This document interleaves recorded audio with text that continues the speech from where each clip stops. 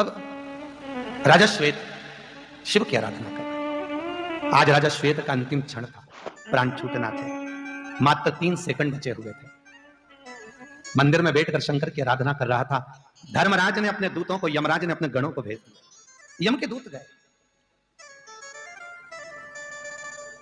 यमदूत जब गए और यमदूतों ने जाकर राजा श्वेत पर फंदा डाला मारने के लिए।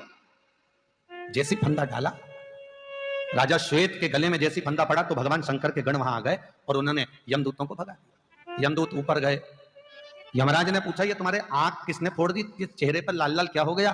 पूरे हाथ पे तोड़ कर आए हो, हुआ क्या है? तो कि हम वो राजा श्वेत को लेने के लिए गए थे, पर यमदूतों ने मार ठोक के हमारी ये हालत कर खो पीटा। ओह, यमराज ने दूसरे यमदूतों को बुलाया, अब तुम जाओ। यमदूत हाथ जोड़ के बोले, राजा हम तो नहीं जा, ये हाथ पैर तोड़वा के कौन है, हम नहीं जाने वाले।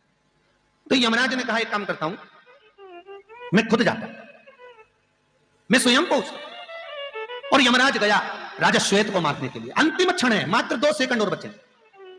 और जैसे गए यमराज मारने के लिए, जैसे पहुंचे, पहुंचते से ही मंदिर के अंदर शिव की आराधना में राजा श्वेत लगे थे और ये कुदाल से मारना चालू करा। शंकर जी प्रकट हो गए, शिव प्रकट होकर त्रिशूल लेकर यमराज के प्राणों को हर दिया। मर गया यमराज शंकर के मंदिर की चौखट पर। हाहाकार मचा। धर्मराज ने उसी समय पर मृत्यु को बुलाकर कहा, मृत्यु देवी, यह क्या हुआ कि यमराज मर गया? समय की गणना को पहचानो और राजा श्वेत को मारने के लिए तुम खुद टूट पड़ो। मृत्यु देवी खुद टूट गई। जैसी मृत्यु देवी टूटी, शंकर भगवान खड़े होकर त्रिशूल लेकर मृत्यु देवी को भी मार दिया। अब यमराज भी मर गया और यमराज की बेटी भी मर गई। मृत्यु देवी किसकी लड़की है? यमराज की लड़की। मृत्यु देवी मर गई। अब यमराज और मृत्यु देवी दोनों गए तो सूर्य नारायण की आंख में आंसू भर गए। सूर्य देवता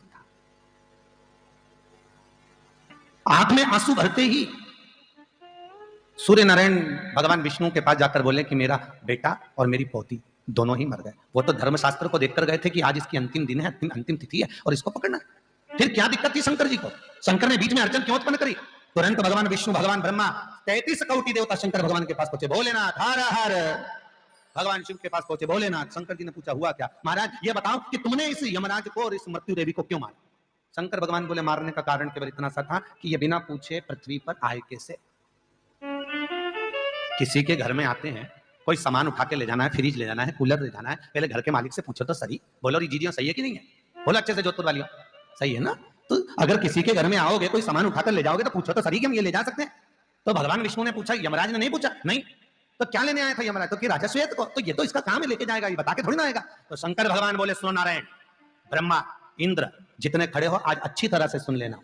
यदि पृथ्वी पर किसी के प्राण लेने के लिए आना है तो पहले शंकर से पूछना पड़ेगा कि ले जाऊं कि नहीं ले जाऊं, क्योंकि पूरी पृथ्वी मेरा घर है, घर में रहने वाले मेरे परिवार है, रहने वाला मेरा समाज है। ले जाने से पहले मुझसे पूछना पड़ेगा कि ले जा सकता हूं, आज्ञा करूं तो ले जाना, नहीं तो छोड़ कर जाइए।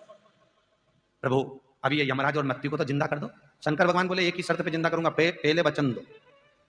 सूर्य नारायण कहते हैं, मैं अपने बच्चों की ओर से वचन देता हूं कि मृत्यु लोक में, पृथ्वी पर जब जब यमराज अपने यमदूतों को भेजेगा और मृत्यु देवी को अगर भेजेगा तो पहले शंकर से पूछा जाएगा कि लेकर जाएं कि नहीं जाएं। तब जाकर यमराज और मृत्यु देवी जीवित हुई। मौत को जिंदा करा तब शिव ने, यमराज को जीवित करा तब शिव ने, तब जीवित और जीवित हुए।